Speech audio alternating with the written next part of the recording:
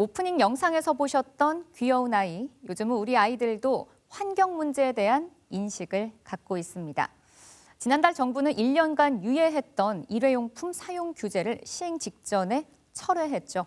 이에 따라 카페와 식당에서 종이컵과 플라스틱 빨대를 계속 사용할 수 있게 됐습니다. 오늘은 일회용품과 환경에 대한 이야기로 집중 보도해드리겠습니다. 첫 순서로 일회용품 사용 규제와 관련한 지난 이야기를 김효승 기자가 정리했습니다.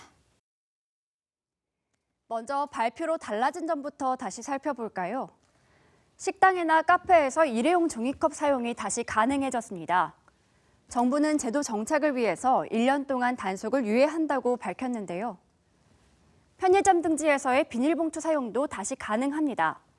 생분해성 봉투나 장바구니 등 사용이 자리를 잡아서 시민들의 자발적 참여를 독려한다는 게 이유입니다.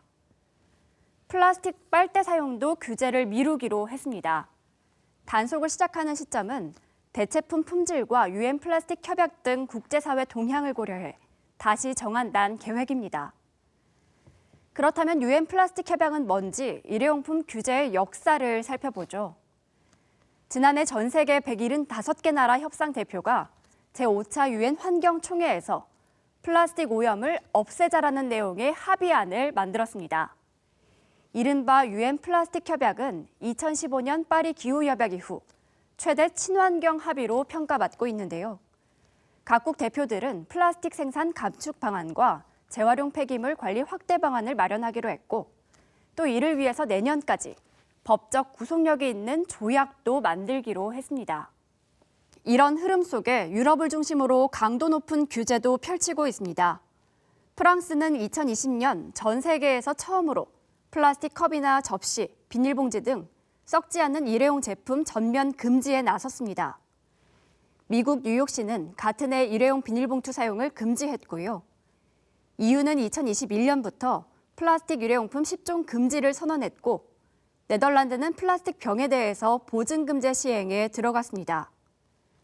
그리고 영국은 지난해 재생 플라스틱 비중이 30% 이하인 포장재를 만들거나 수입할 경우 톤당 200파운드의 세금을 부과하기 시작했는데요. 이런 각국의 플라스틱 금지 정책에 더해 독일과 프랑스는 올해부터 매장 내 종이컵 사용도 금지했고요. 내년부터는 네덜란드에서도 매장 내 종이컵 사용이 어렵게 됩니다. 그렇다면 화두가 된 우리나라에서의 종이컵과 빨대 규제, 그 논의는 언제부터였을까요? 이들 일회용품에 대한 규제는 4년 전인 2019년 11월, 이른바 일회용품 감축 로드맵, 그 출발점이었습니다. 하지만 정부는 지난 11월 발표에서 환경 보호는 필요하지만 소상공인 부담 해소를 위해 규제를 유예한다고 밝혔습니다. 일회용품을 쓰지 않으면 설비나 인력 등 비용이 더 들고 한편으로는 소비자와 갈등도 겪어야 한다는 겁니다. 국내에서 한 해 사용되는 종이컵은 약 166억 개, 플라스틱 빨대는 100억 개, 비닐봉투는 무려 276억 개로 추정되고 있는데요. 일회용품 사용을 줄여보자는 취지에서 출발한 규제였기에 비판의 목소리도 나오고 있습니다.